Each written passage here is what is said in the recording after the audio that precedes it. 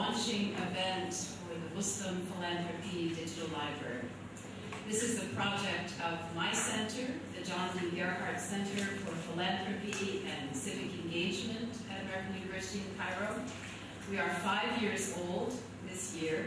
We are named for one of AUC's much beloved presidents who believed in student initiative and student civic participation, and would have been very proud of the young people of Egypt was he with us this year to see what they have accomplished.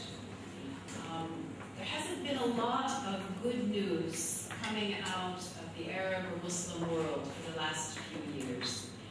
And yet we believe that one of the real good news stories is that of the growth and the expansion of philanthropy, of giving, of volunteering, and of civic participation. But that story doesn't get out. It's not making headlines, and much of what is happening is poorly documented. It's hard for scholars to get access. It's certainly difficult for journalists and others to know about what's happening. So as a university-based center, about 2.5 years ago, we began to think about the idea of digital access, a library that would bring together original materials, studies, surveys, documents. Eventually, we hope reaching back into the glorious past of our part of the world, but in the beginning, starting in 1900 and bringing the story up to the present. We didn't want to focus on religious giving, so in a way, to talk about Muslim philanthropy in our title is a little bit misleading.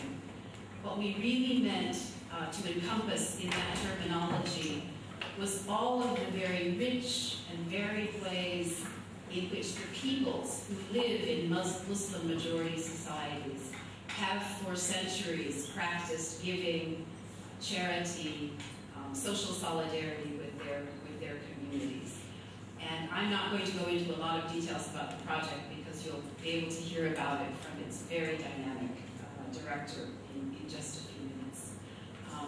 But I am very proud to be here today. I'm especially delighted to have our representative from the International Development Research Center who believed in this idea, who supported us with seed money to get underway. We're now very hopeful that this project, as it is launched, as people begin to see the utility of this kind of a knowledge source, we'll have other sponsors and donors will reach out beyond the Arab world and take in all of the many places where Muslim communities and their diasporas are active. We've been very fortunate to have as a partner in this endeavor the American University Library and its amazing expertise and resources. Lamia Aid is our immediate partner and counterpoint in the project. She directs the Center for Excellence in Arab and Middle East Cultures, get that right, and she's been a wonderful person to work with. I couldn't have asked for a better relationship, more ease in solving problems, getting things done, and within the space of a very short 1 year of time, going from an idea to the realization of this library. So I think without more ado, I'd like to introduce Lamia and let her speak. Thank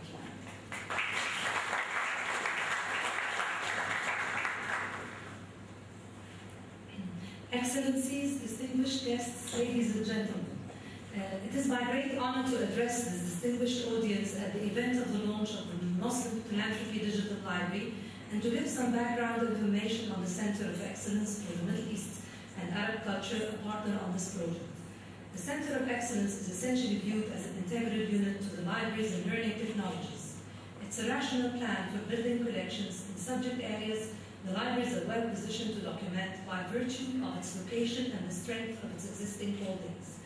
The AUC libraries already have substantial holdings in all aspects of the Middle Eastern and Arab culture, particularly in Middle Eastern art and architecture, sociology, political science, and other subjects.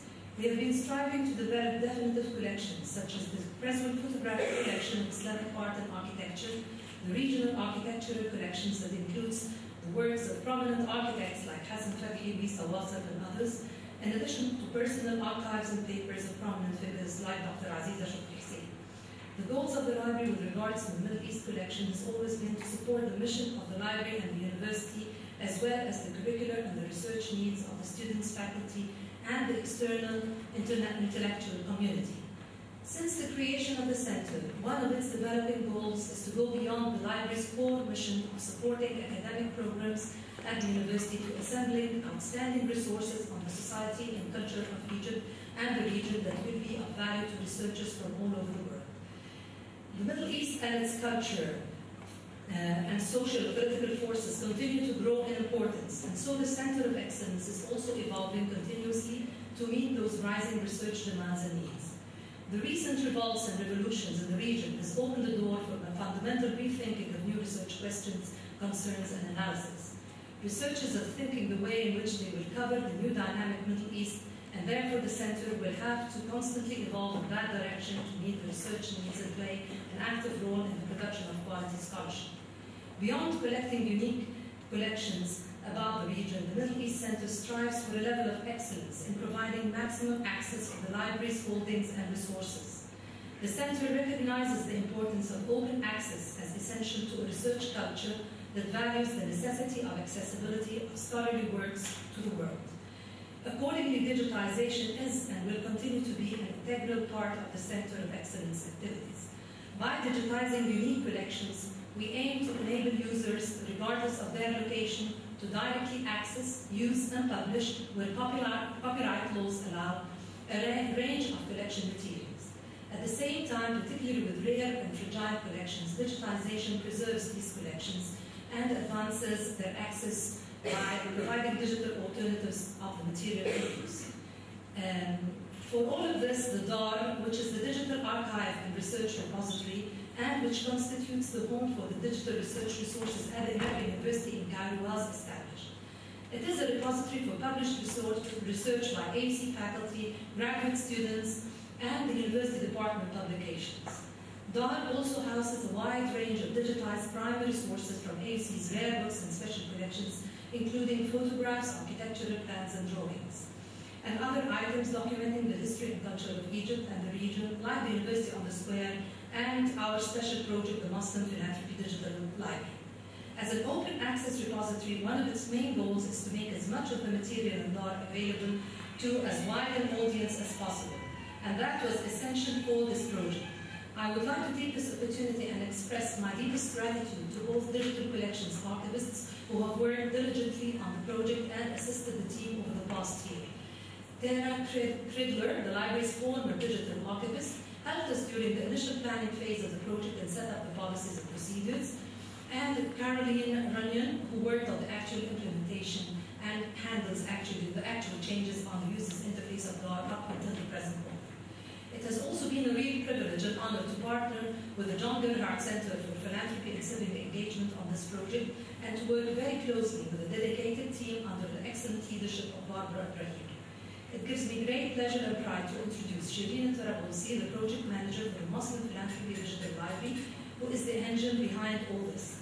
Shireen is the responsible contributor to excellence and success of this project, and she will be the best person to introduce the concept of what we have achieved over the past year and where we go from there. Thank you, Shireen.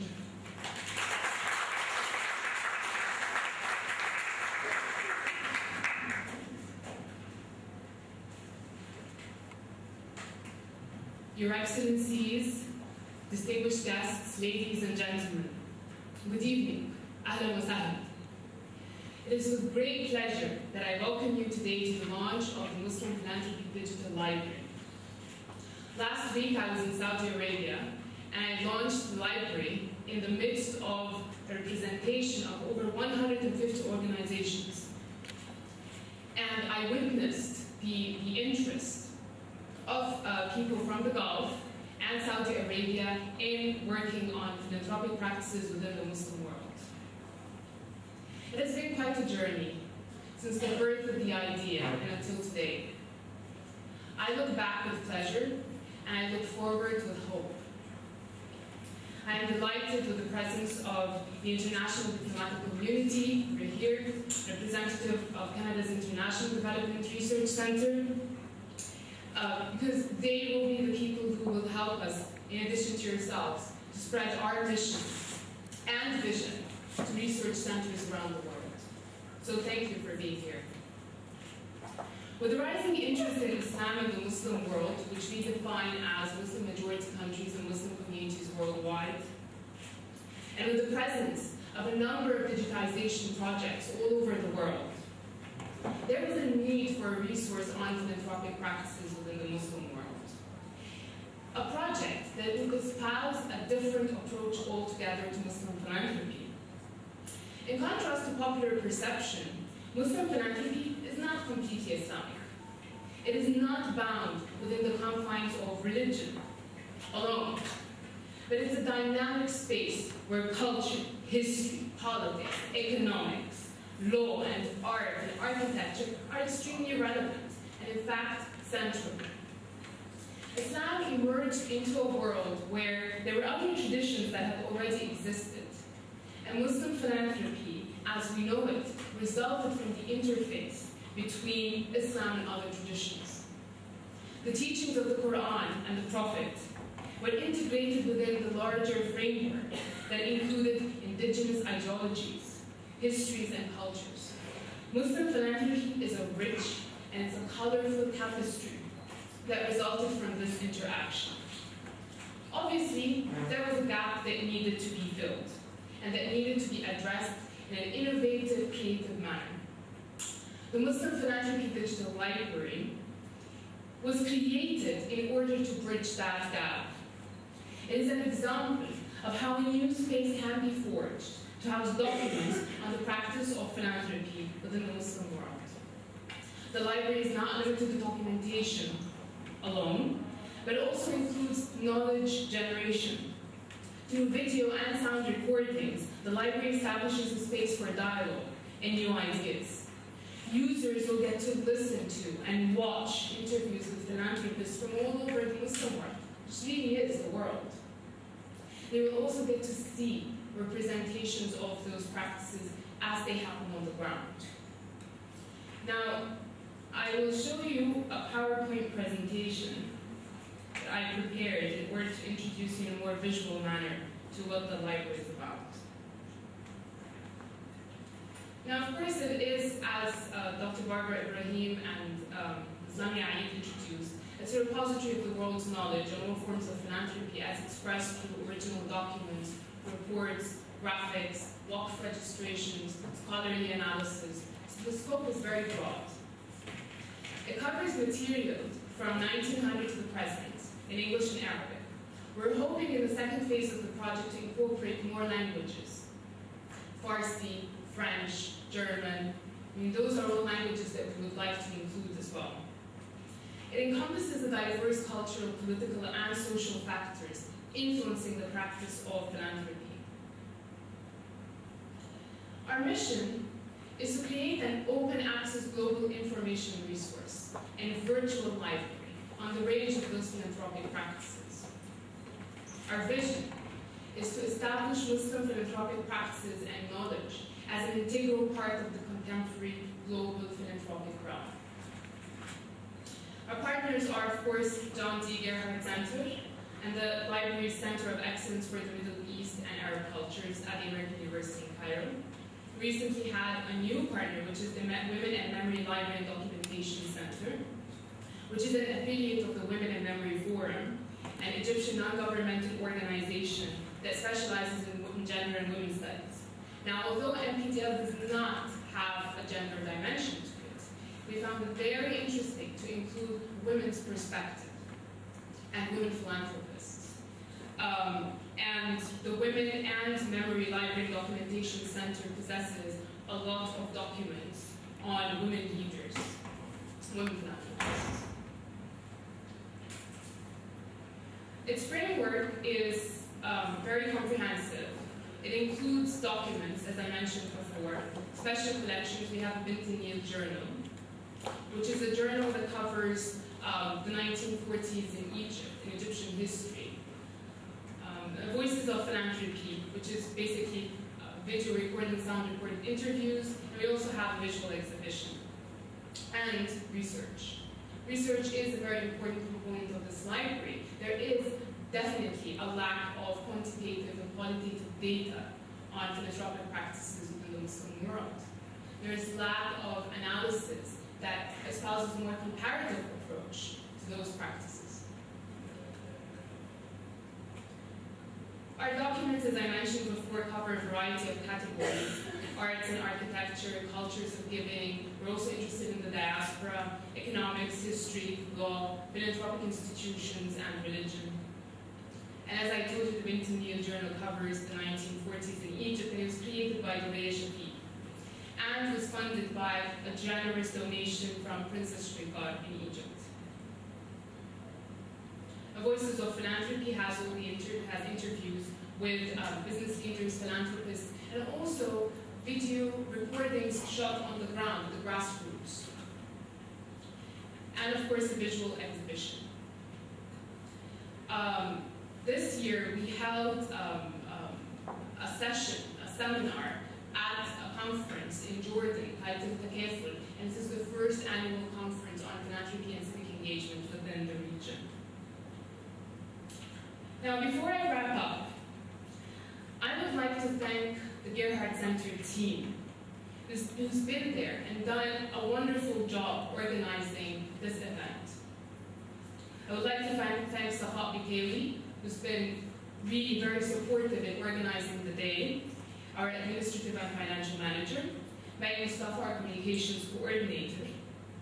I would also like to acknowledge a group of very young, vibrant AUCNs who were there from the start, helping out with MPDL, collecting information, doing desk research, and who are here today to present the digital library to you and to escort you. I would like to thank Haneen Omari, Hind Al-Tahir, Marwa Abdel Fattah, and Mai Gamal. And of course, very, very special thanks are in order to MPDL's driving force, its project assistant, Michael Ayoub, who has displayed amazing leadership and creativity since he joined the project. To all those people, thank you. I now call upon Dr. John Swanson, Associate Provost at the American University in Cairo, to the podium to introduce our very distinguished speaker, Dr. Shams Hassan Laha. Thank you.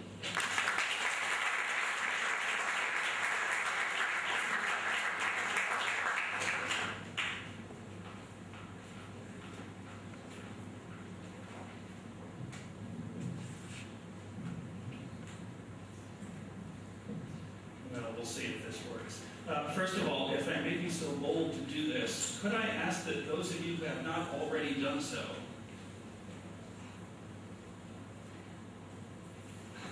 thank you, that those of you who have not already done so, please turn off your cell phones. In a few moments, you're going to have the privilege of listening to a truly distinguished speaker, and it's going to make it a great deal easier for most of us to hear him. It will constitute a much better welcome to him if he is not constantly interrupted by the somewhat less than melodious tones of millennial and photophone. So it would be very kind of you if you could turn off your cell phones. Secondly, I would like to convey to Dr. Ibrahim, to Ms. Lamia Eid, to Ms. Al-Tarabosi, to our distinguished speaker, and to all of you here tonight, the best wishes and regrets of our provost, Dr. Midhat Haroon, who I am replacing. Regrets, by the way, because he is not here because of a bout of illness, and this prevents him from being here tonight. Best wishes, because from his point of view, the Muslim Philanthropy Digital Library represents yet another pioneering innovation of two of AUC's most active and distinguished and engaged centers, the John Gerhard Center for Philanthropy and Civic Engagement and AUC Library Center of Excellence for the Middle East and Arab Culture. Provost Haroon very much wanted to be here tonight to join in the celebration of the launch of the digital library. An innovation, by the way, may I repeat, has been made possible in part by the generous support of the International Development Research Center of Canada. So on behalf of Provost Haroon, and on behalf of the American University in Cairo, may I formally, if I can use that term, welcome you to this celebration of the inauguration of the Muslim Philanthropy Digital Library. By the way, I'm not at this point going to repeat what Ms. Talabulsi has already told you, and told you much better than I can about the nature of the library. I would simply like to do this. When you have a moment, go on to their website and look at the library. It is a startup, I suppose you can say, but for a startup, there's an enormous amount of material there. And if I may be forgiven for using these two terms, much of it is extraordinarily fascinating, and some of it is surprisingly fun. I realize that last term is not appropriate in an academic environment, but I found listening to some of the videos of speakers addressing the issue of philanthropy very interesting. And I have to admit, by the way, that my eye was especially drawn to the visual collection, where, amongst other things, you'll see a really quite extraordinary set of photographs documenting the Egyptian Revolution of January, many of the kinds of graffiti and other sorts of images that were posted around the city. It was really quite extraordinary. And I know that there's a lot of this out there today, but this is ready at hand and it's superbly done. I found visiting the website to be quite an experience, and frankly, I think it will whet your appetite if you go there as well for what is already there, but what is sure to come. We at AUC are confident that the Muslim Philanthropy Digital Library will in fact become a vital resource for academics, philanthropists, nonprofit and foundation professionals, policymakers, and students of philanthropy and civic engagement alike. We are proud to celebrate the library's inauguration, and at this point I would like to add that we are immensely proud that tonight's distinguished speakers agreed to join us for this celebration to address the subject of Muslim giving in changing times. Dr. Shams Kassim Laha, and please forgive me, after I had a chance to look at his CD, I wasn't sure how to address him, since it seems to me he's done just extraordinary things. I wasn't sure if I should call him the Honorable or His Excellency, and I do hope that this will be all right if I simply address you as Doctor, since I think that in many ways sums up the extraordinary achievements of this man. Dr. Shams Kassim Laha is a leader in international education and a pioneer in the field of Muslim philanthropy. He pursued undergraduate work at the University of Minnesota and graduate studies in the United Kingdom, and after a very long and extraordinarily successful career in Pakistan in both industry and venture capital, he began to devote his extraordinary energies to public service, higher education, and philanthropy. In 1997, Dr. Kassim Laha chaired the committee that wrote Pakistan's National Environmental Protection Plan. And from 2001 to 2002, he led the group that recommended higher education reforms that have since transformed Pakistan's tertiary education. From 2007 to 2008, he served as Pakistan's Minister of Education and Science and Technology, and he currently sits on the Higher Education Commission of Technology in Pakistan. He is a member of the board of the International Baccalaureate Organization. Dr. Kassim Laha was the founding president of the Aga Khan University, and he led the planning, building, and operation of this outstanding intellectual institution for 27 years in Asia, Africa, and the United Kingdom. A consultant for the World Bank and the Grameen Bank, Dr. Kassim Laha has received the Doctor of Laws from McMaster University and the Zatari-Imtiaz and Hilali-Imtiaz from the President of Pakistan, and he has also been made an officer of the National Order of Merit by the President of France. He is Senior Distinguished Fellow at the Monk School of Global Affairs of the University of Toronto, and he is the chair, and I may add the founding chair, of the Pakistan Center of Philanthropy. Only one of the many reasons why he is ideally suited to be the keynote speaker at this occasion. I am greatly honored to introduce to you Dr. Shams Kassim Laha, who will speak to the subject of Muslim giving in changing times. Dr. Kassim Laha.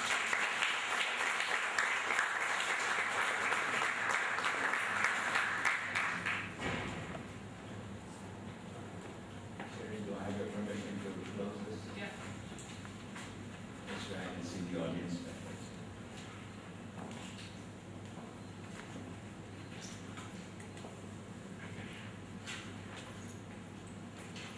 Bismillahirrahmanirrahim. Barbara Ibrahim, Dr. Swanson, thank you very much for this wonderful and generous introduction.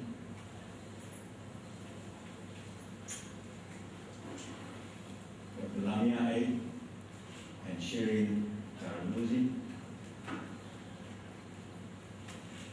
Excellencies, distinguished ladies and gentlemen, Assalamu alaikum wa rahmatullahi wa barakatuh.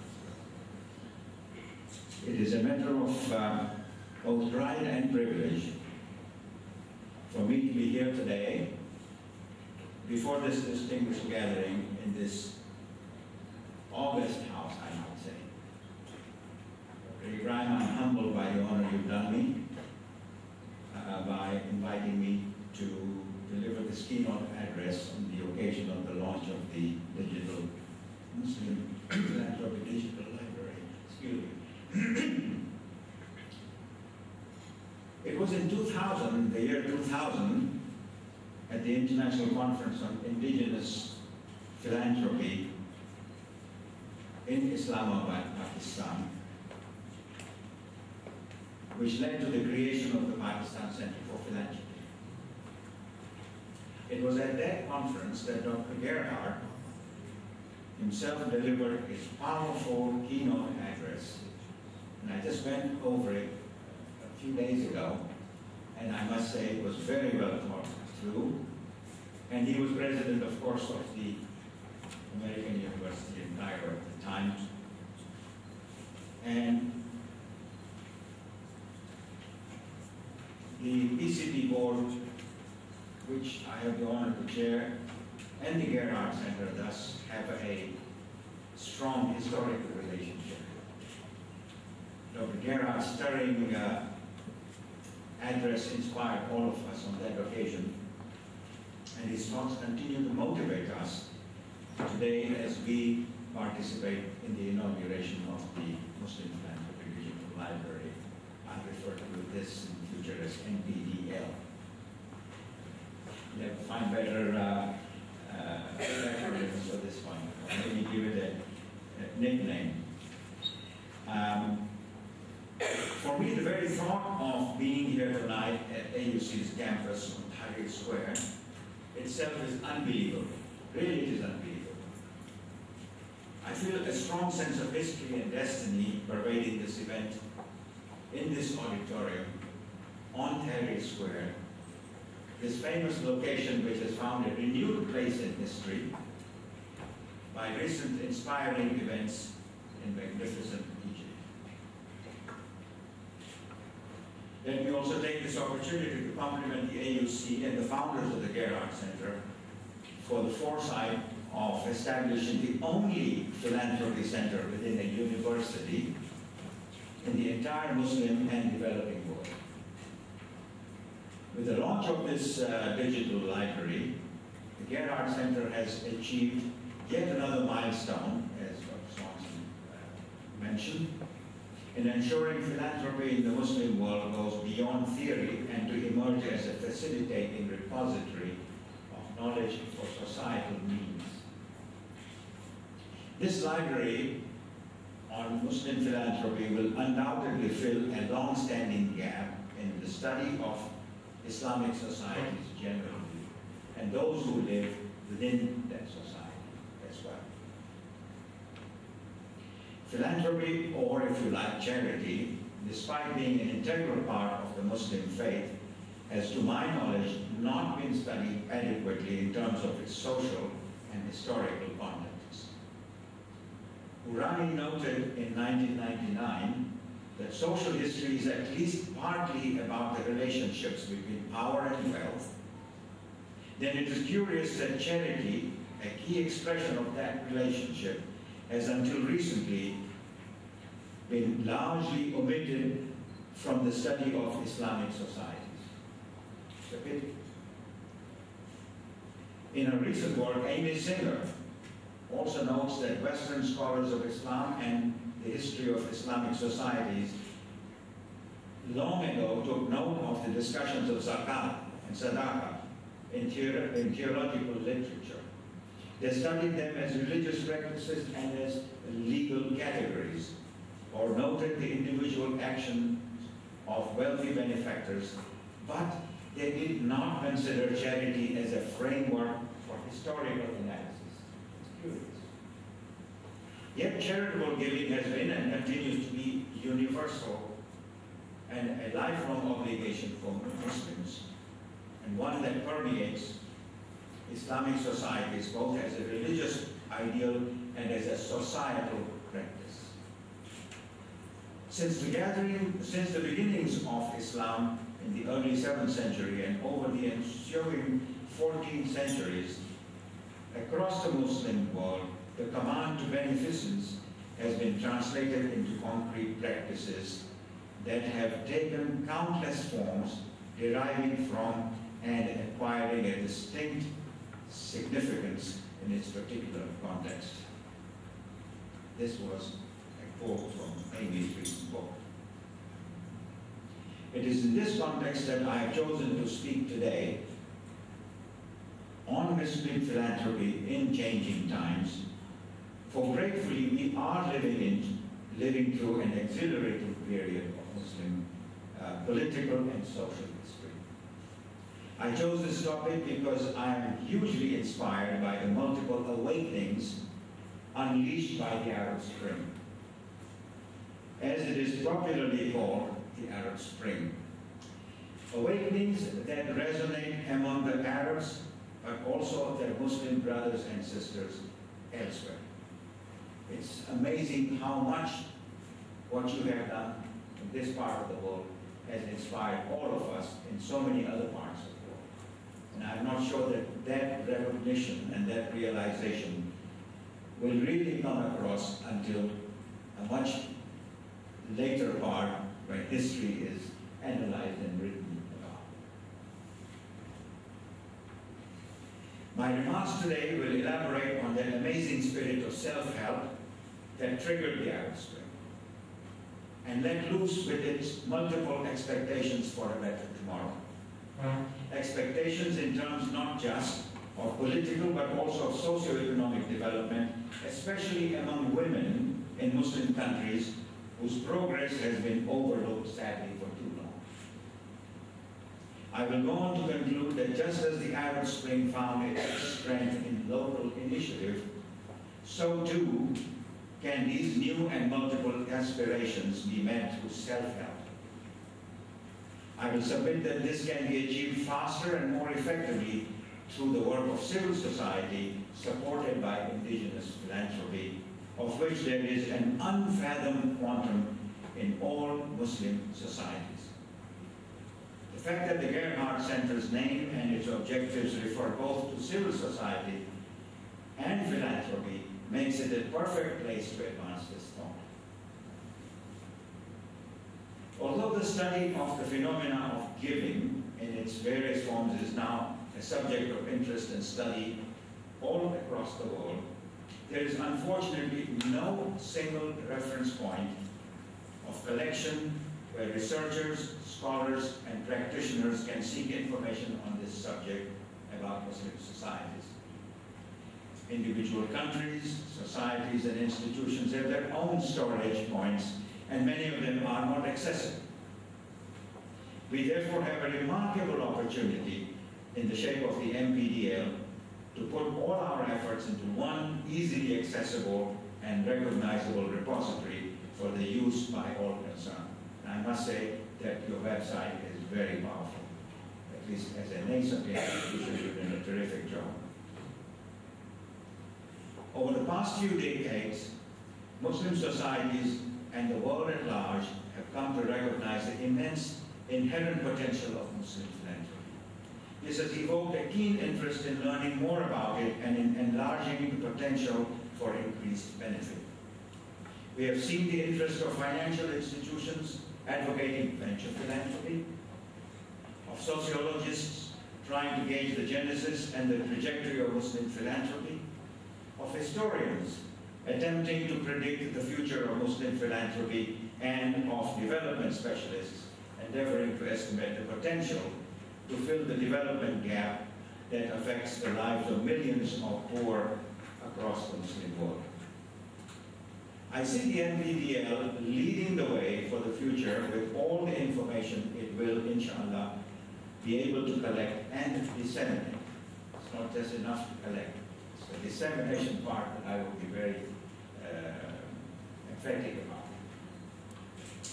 The MPDL has adopted a very useful approach of inviting organizations to link their websites with that of its own. And I'm very happy to report that the Pakistan Center for Philanthropy, PCP, has already done that, besides providing its resources directly to the library. Let me take this opportunity to appeal to all countries of the world and scholars in this field to share their resources with the MPDL and make it even a more reliable and vibrant source of information. Let me now turn to the principal theme of my address, which is Muslim giving for changing times. There are decades when nothing happens, and there are weeks when decades happen. Lenin said this with reference to the rather sudden change of events in Russian history which altered the destination of a large part of the population of this world. Today I am excited to be in the Maghreb, where society has played a huge part in the recent Arab and Muslim awakening. Remarkably, while it took just weeks of heroic demonstrations to manifest itself, the impact of this change will inshallah be felt for decades. So that which happened in weeks certainly is going to be affecting us over decades. We have recently witnessed in many parts of the Muslim world an awakening of the people about their political rights. These were triggered by the lawyers' movement in Pakistan and by the brave Tunisian Mohammed Bouazizi and by the countless courageous here in Tahrir Square and elsewhere in Egypt. As I mentioned earlier, this awakening is not just in Arab countries, but across many parts of the Ummah. I pay special tribute to the people of Egypt and to the stalwarts of the Tahrir Square who stood up to be recognized for their rights. And it was not only an Egyptian platform from where they voiced their aspirations, but it was from a platform of humanity and dignity and rights and responsibilities, irrespective of race, religion, or creed. While these values are intrinsic to Islamic thought, they are also part of the mainstream world, and I think we should not forget this. We know that the Arab Spring was not the result of an overnight impulse to gain control of people's rights and their destiny. Important among its causative factors are inequitable distribution of resources, including the social, political, and economic rights of populations. And when it became evident that these inequities were destroying the citizenry, the entire edifice came crashing down. As these popular movements rise and resurge, they necessarily look beyond freedom and individual rights. They look with hope for those rights to translate into concrete benefit in terms of higher quality of life. Sadly, in most Muslim countries, the overwhelming majority has little access to minimum social needs, including reasonable quality of education, health, and social mobility. Therefore, it seems to me that the message of the Arab Spring and that of the Tahrir Square is not just for a call to political awakening. And I sense that there is almost an impression that we have achieved everything, that the revolution has done it. In my view, it is a call for multiple awakenings. It is a call to attention for social development across the Arab world and beyond. It is a call to attention to battle between moderation and extremism, to the equitable distribution of wealth and the recognition of the dignity of humanity, especially that of women. I say awakening and not tahrir or freedom because that is yet to begin. That freedom goes beyond a regime change, beyond a new political order. And as we have seen so often, political freedom without opportunity for social progress remains ineffectual for people who have huge expectations as they have from this fresh breeze of the Arab Spring. But what are these expectations, we might ask? Just a quick look at some human development indicators of Muslim countries indicates that the root of the problem is probably education. As is well known, education is the single most important factor that changes the destiny of nations. You see this in the case of Japan and Korea, and we have seen this now emerging out of China and India. Sadly, the Muslim world falters badly on this. When one looks deeper, it becomes readily apparent that among various causes, the gender gap in Muslim societies is probably the most significant factor affecting the status of education, not only of women, but of the entire population. Let me illustrate. Based on the Global Gender Gap Report of the World Economic Forum 2010, which deals specifically with Muslim countries, 17 of the 20 countries at the bottom of the gender gap are Muslim. 17 of the 20. 5%. And they include Egypt. And they include Pakistan, my own country. In terms of gender gap in school enrollment, 7 out of 10 countries at the bottom of the scale too are Muslim. And the story is similar in terms of literacy as well as unemployment. This has led to high infant and maternal mortality, high unemployment and poverty, violation of rights, and lack of respect. When I look at these statistics for education and for the gender gap, it reminds me of what late Sir Sultan Muhammad Shah Aga Khan, whose mausoleum is in Aswan, said to his followers at the beginning of the last century, and he advised that if a family can only afford to educate either their son or their daughter, he says, I would advise that they educate first the daughter. Because by doing so, you not only educate one family, because the mother is bound to educate her family, an educated mother will be bound to educate a family, but also the next generation will be educated. Despite this debilitating gender gap, just look at the remarkable and important role women have played in the recent awakenings across the Muslim world. That always amazes me. How proud we are to see in Tunisia, Bahrain, Yemen, and Pakistan, and in Tahrir Square itself, mothers, daughters, and sisters from different segments of society demonstrate shoulder to shoulder with their fathers and their husbands and their sons and their brothers. They held their ground with valor in the face of extreme intimidation. That was very inspiring for us. But should we simply report with satisfaction and pride their courage and boldness in demanding their rights and let things go on as usual?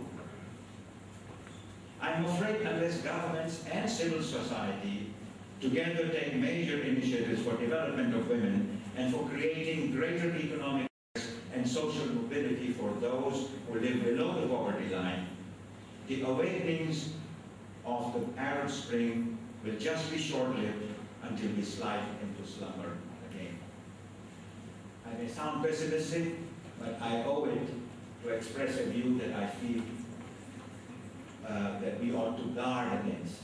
I hope it never happens, and that civil society will rise and take a stand again and again.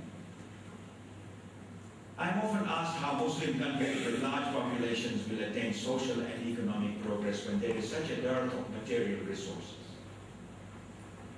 Sadly, governments of most of these states quickly resort to lamenting their lack of financial resources for socio-economic development of their people. We just don't have resources, we can't give education, we can't do all the other things that go with social development. But the fact is that their priorities often lie elsewhere, while socioeconomic needs of citizens take a back seat. Too rapidly, these states turn to overseas assistance for social sector development. While such support does make a difference, it frequently comes with strings attached. It was just during such a situation in Pakistan in 1998 when foreign trade sanctions following the nuclear blast of Pakistan resulted in stoppage of aid, is when His Highness the Aga Khan, Prince Karim Aga Khan, asked us in Pakistan, how long will Pakistan continue to depend on external benevolence instead of relying more on its growing indigenous resources? He went on to inquire if there was reliable data on philanthropic giving in Pakistan. There was, of course, a sense that religious beliefs and cultural values made for a generous society, but no one knew the answer. That question triggered the undertaking of a pioneering study by the Aga Khan Development Network of individual giving by Pakistanis, and which was published in 2000 with astounding results. Fortunately, this study also led to the founding of the Pakistan Center for Philanthropy, because we felt that since there was a potential, we ought to institutionalize the way in which we can enhance this potential. Let me give you a few quotes from this study, because they are pertinent, and it may be that they resonate well with the information you have each. In 1998 alone, individuals in Pakistan gave an estimated, figures are in rupees, I'll convert them in dollars for you, gave an estimated $820 million in cash and goods. This is about 30 years ago. Astonishingly, 28% of this amount came from those earning less than $2 a day. In other words, the impulse to give was strong throughout society, regardless of personal circumstances. Even the poorest person was willing to give something. Even more surprising was the finding that in terms of per capita giving, in proportion to their incomes, Pakistanis were at least as generous as US citizens. Because the United States and its citizens are considered to be the most generous society anywhere in the world. But when we looked at the racial proportions from income and giving, we found it was practically the same. The volunteering component, too, is substantial, with a 58% participation rate by all of those who were surveyed. This was more than twice the global average, and in fact, it exceeds the famously high rate of volunteering in the United States. This was really very surprising. The aggregate individual giving in cash, kind, and volunteering time in 1998 totaled nearly $2 billion 13 years ago. This philanthropic giving of $2 billion is even more impressive when compared to $2.2 billion spent in those years by the government of Pakistan on education and health. The government didn't have more money to spend on education and health, yet people were giving philanthropy of the same amount, and we didn't know where it was all going. The philanthropic giving of $2 billion that I mentioned, as in the United States, and as expected, a large portion of this in Pakistan went to faith-based causes, religion-based causes, whether they were Christians or they were Muslims or whoever they were. Not faith-related only, but faith-based. There is a substantial difference, as we all know.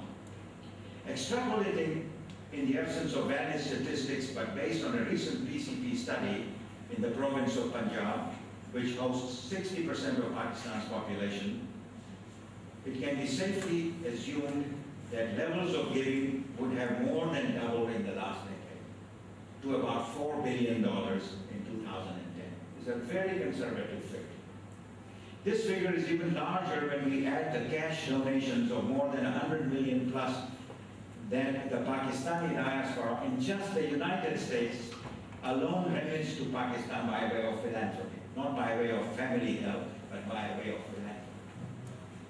And this is based on a study that gave commission of the diaspora of Pakistan in the United States in 2005. So what is the conclusion?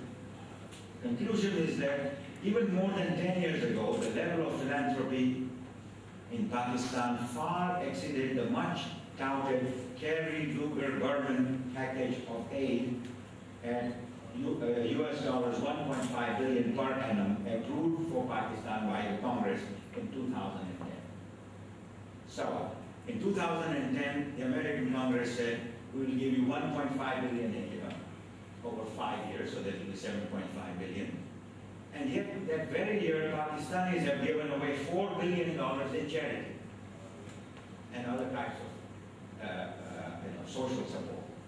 This aid package, as we know, is promised for 5 years. And incidentally, for the first year which has gone by, not even 1/3 of the 1.5 billion has actually arrived in Pakistan. And yet, every day you open the CNN, you read the New York Times, the Washington Post, the first item is we've given 1.5 billion to Pakistan. What are they doing with it? And I'm sure the same story goes for Afghanistan or Egypt and everywhere else. I'm not mocking the aid. All I'm saying is that these things take time. They come with certain conditions. And there is potential for us to look at other options as well. In Egypt also, we know that philanthropy far exceeds what the country receives in direct overseas assistance. And I was given these figures only today by Barbara and Shireen. And we are informed that in 2005, Egyptians gave an estimated $1 billion, which far exceeds all direct foreign development assistance for that year. Far exceeds. No doubt some of this aid must have come with string action. Unfortunately, we don't have reliable figures for philanthropy giving in most Muslim countries receiving overseas aid, but we should not be surprised if the situation is similar to that in Pakistan and Egypt. It is even more unfortunate that most countries are inadequately aware of their own potential to undertake social development through deployment of indigenous philanthropy. Consequently, they have not been able to harness philanthropy for social welfare in the manner it should be. It is well known that the bulk of charity by Muslims goes towards short-term relief, often by way of feeding and clothing the needy. This is, of course, necessary. It is in line with our religious teachings. But should we not also encourage philanthropists to make a longer-term difference with their largesse? Sadly, even when they are aware of the value of investing their philanthropy in social assets for long-term benefits, people don't know whom to trust with their donations.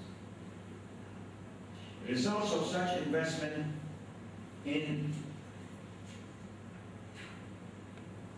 a school or a health clinic are not immediately visible. Neither is that personal gratification as palpable as when one supports relief effort. You give somebody who's hungry, you know he or she is going to be fed in the night, the children will be taken care of, you are happy, the smile on the face is visible. But to give for a school or a clinic, it will take 2 years for that clinic or the school to be built at least. Then they will find the right teacher, they may not find the right headmaster, some politician will jump in and do something with it. So that sense of gratification is not easily palpable. But we need to change all of this attitude. In recent times, philanthropy has come to be associated more with the broader and long-term connotation of social investment. The shift towards social investment signifies that philanthropy should move beyond charity towards building human and social capital that will bring about sustainable development. In other words, it should be invested in education, in enhancing social and economic opportunities for those who are less privileged, and in building strong organization to address social ills over a longer period. To put it another way, the term philanthropy as used here is about teaching people how to fish, as opposed to giving them fish. And philanthropy for social investment entails a longer gestation period and is a more demanding enterprise than relief-related charity.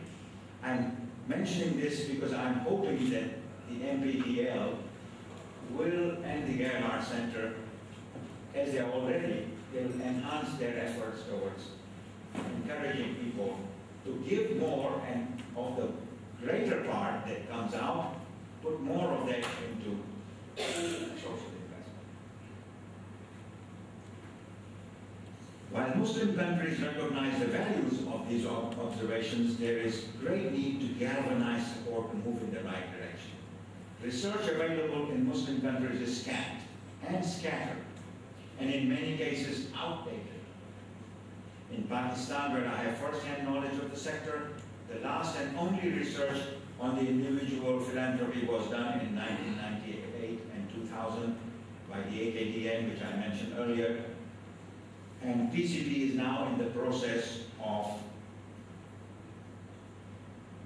I knew there was a page missing here somewhere, there we go. In the process of undertaking a follow-up of a study in Pakistan.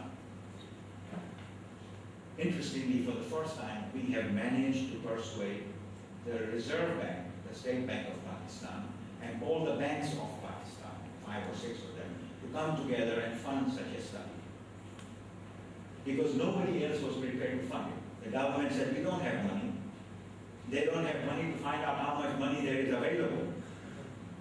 Well, okay. So I approached the Reserve Bank, and the first reaction was, why should the bank, which is a Reserve Bank, put money into a study like this, although it's very interesting from a social point of view. And I had to persuade my friend, the governor of the bank, fortunately he is well known to me, and I said, look, if we can invest such a philanthropy into development, won't this provide policy options for social investment to our government? And to you, the banker, the central banker. And he said, the light bulb went on. He said, I'll fund half of it if we can find the other half. And I said, well, then I'll go to the bankers without taking your name. Because that way we will see that the financial sector is funding something like this. So we are in the process of doing this new study.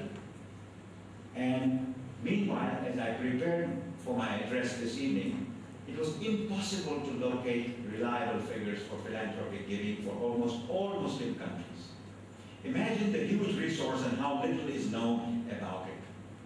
In contrast, if I asked any of the ministers from a Muslim country, how much foreign assistance did you get over the last 10 years? The answer would be like that.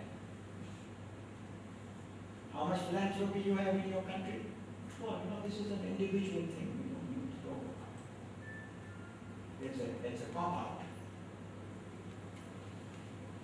Now, time has come for governments to realize that it would be infinitely better for them to encourage their own people to give more and facilitate this by creating an enabling administrative and policy environment for giving.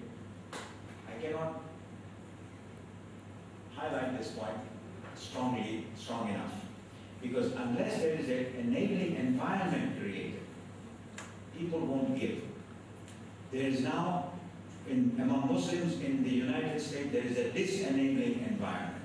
We all know after 9/11, there was a great deal of worry. Where is this money going? Whom it is going to? Why is it going to a Muslim country? Which bank account? All of this, and every time I am in a forum of philanthropists, whether they are Muslim or not, they always sense that we are not able to do what we want to do because of regulations. There may be very good reasons. I'm not the judge of that. And I suspect there are good reasons for that. And perhaps we are all beneficiaries in some way or the other. But it can be taken too far. And may well have been taken too far. What I'm saying is that governments owe it to create an enabling environment. And I'm happy to say that in Pakistan, the Pakistan Center for Philanthropy has managed to convince the government of Pakistan to give, for example, recognition in terms of tax benefits. Any corporation can write off 20% of their profits from the bottom line and give that as charity. Individuals can give 30% of their income in philanthropy and get a full tax deduction. And we have a number of initiatives that the government has supported in this area. So, we are witnessing the process of that change in our midst today. So I have thus far explained the immense potential for philanthropy in Muslim societies, whose multiple expectations can be met more readily by this indigenous resource.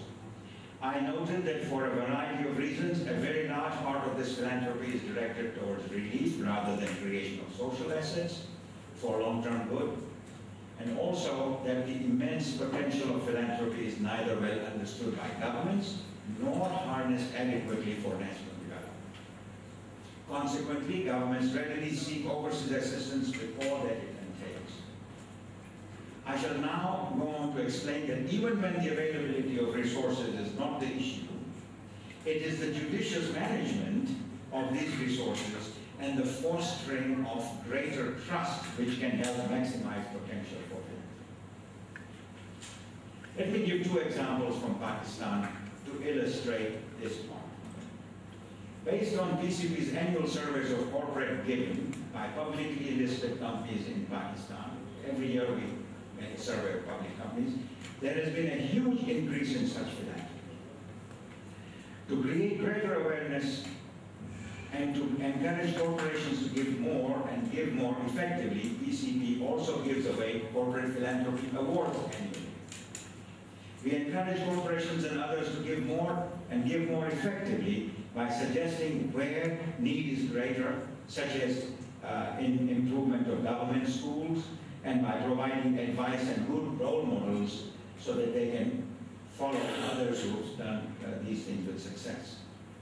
It is gratifying to report that since the survey of corporations, corporate philanthropy began in 2003, corporate giving has increased threefold in 6 years, from 0.29% of profits before tax to 0.9% of profits before tax. And inshallah, we have every expectation that for the 2010 survey, which is about to be concluded, we will surpass the 1% figure. What is that 1% figure? This is the internationally recommended figure for multinationals and all corporations to give 1%. And the movement started in the United States, and I'm sad to say that corporations in the developed countries have not even reached half of what corporations are doing in Pakistan. So the issue of corporate social responsibility is something that we need to focus on more sharply. My second example relates to the potential of better harnessing philanthropy that takes place on the occasion of Eid al-Adha. And this is even more interesting. In Punjab, province which houses 60% of Pakistan's population, the recent PCP study showed a staggering amount of money that goes into the sacrifice of just that one day. And based on the extrapolation of that study, at a national level, we estimate it could be well over $4 billion of philanthropy or sacrifice or whatever you want to call it on that one day in Pakistan. $4 billion. 60% of what America is expecting to give Pakistan in 5 years, over 5 years. The question is, try to multiply this amount all across the Muslim world and then look at all the people who go hungry even on that day. It is indeed an irony of fate, if nothing else. And we have no one else to blame for it but ourselves. We have to look inside. While we have enough on our hands trying to make a judicious use of the money available, we also have to look at the reasons that hamper the flow of money, philanthropy, and charity to institutions. It is the institutionalization of this philanthropy that will generate social capital. The single most important element in this phenomenon is the deficit of trust. Trust between the donors and the recipients, institutional credibility, ethics, transparency, and good governance are some attributes linked to creating an environment of trust. They inspire confidence in large and small donors to channel their giving through organizations. And while there are many civil society organizations that have been able to establish credibility and thus attract large sums of donor money, the number remains on the lower end, and the scale compared to funds disbursed to individuals.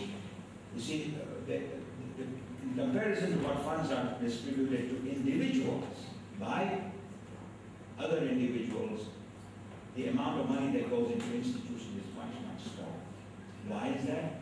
Because when you give to an individual, you know the history of the individual. When somebody said that person needs something, or you knew that they were associated with your household or whatever, and that gratification is instant. And compared to that, the credibility of the institutions is not readily apparent. There's not enough transparency sometimes. And so we have a deficit of trust.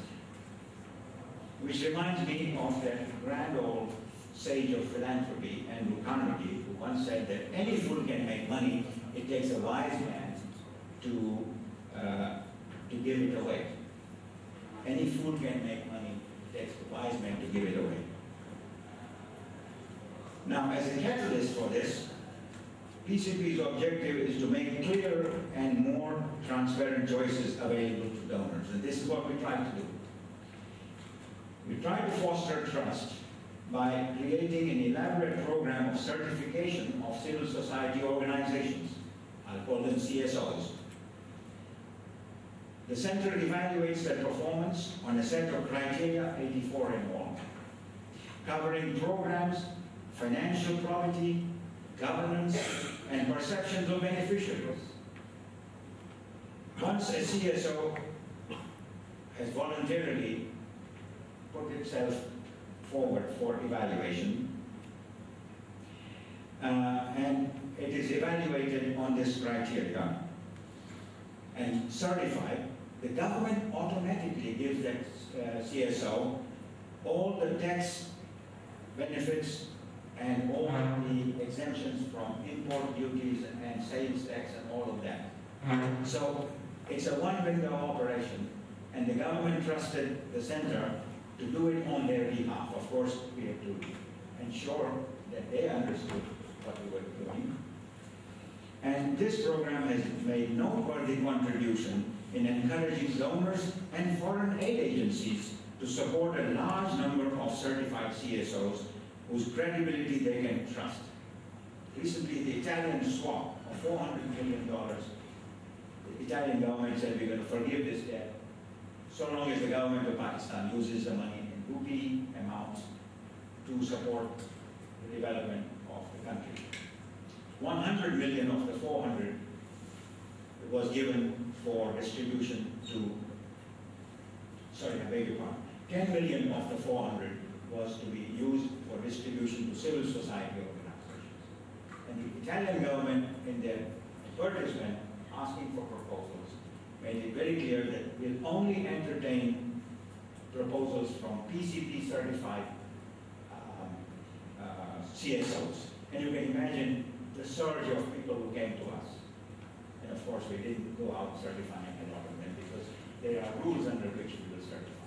Unless you have done work for 3 years and you have balance sheets to show for it and so on, we won't entertain any requests. So, it is also heartening to see that certified CSOs displaying PCP logo on their letterheads to communicate their credibility through this seal of good housekeeping. We have happily shared this know-how and experience with Afghanistan and Tajikistan who are now running their own program of certification based on the PCT model. Finally, let me note that the path to strategic philanthropy, which promises to be a potent factor in the development of Muslim societies, has been marked.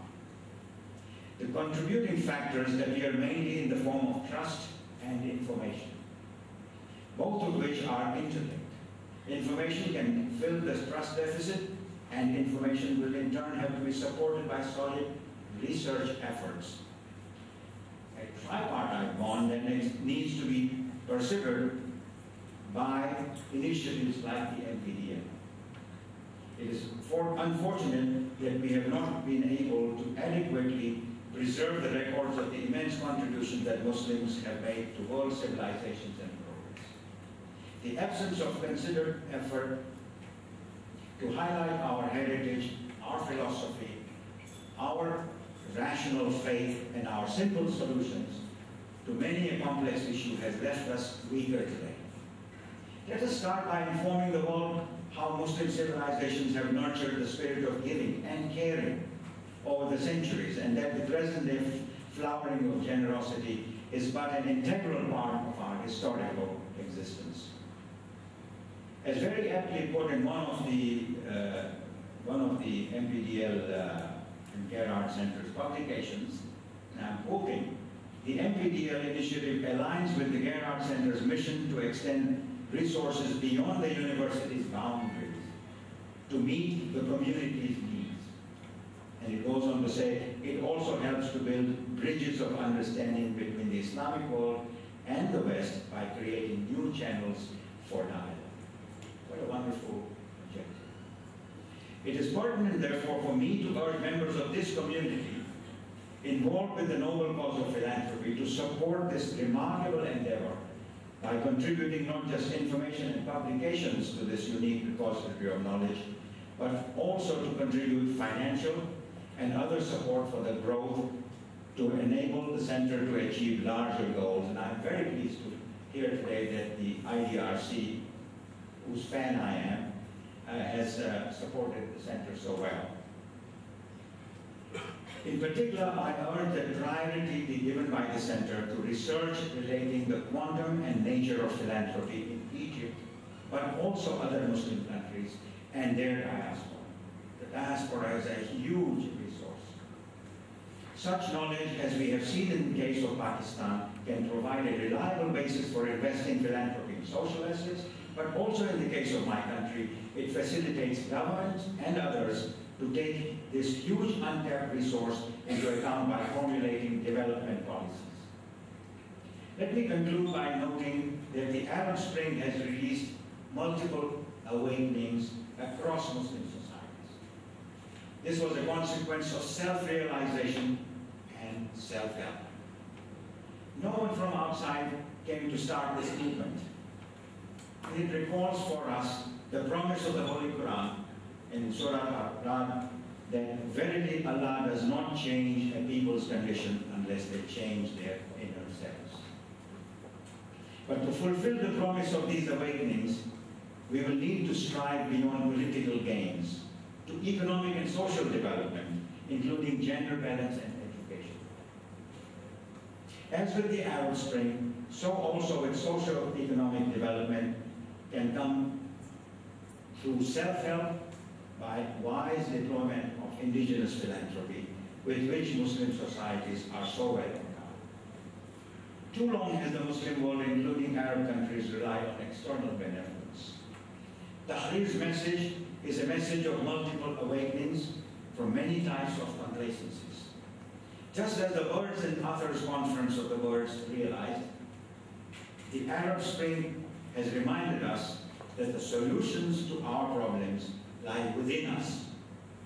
In these changing times, I therefore ask, can civil society meet the challenge of driving the engine of development through self-help and fueled by philanthropy? Sure.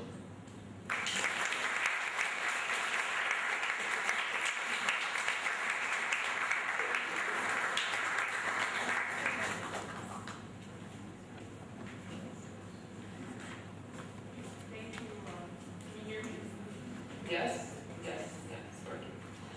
Thank you very much, Dr. Shams Qasim-Lecha, for such an insightful speech.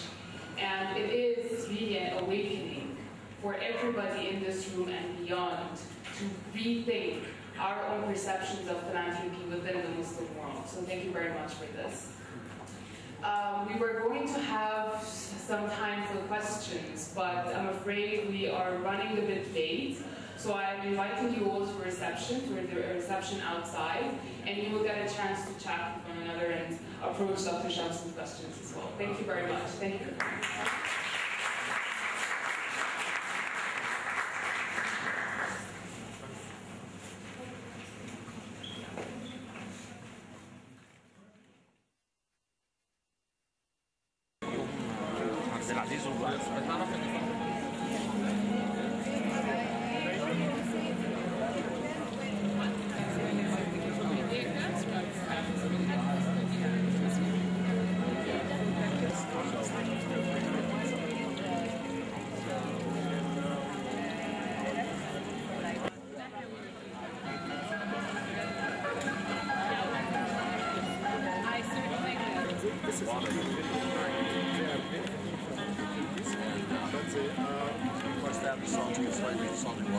This is so honestly, we know the problem, financial crisis, but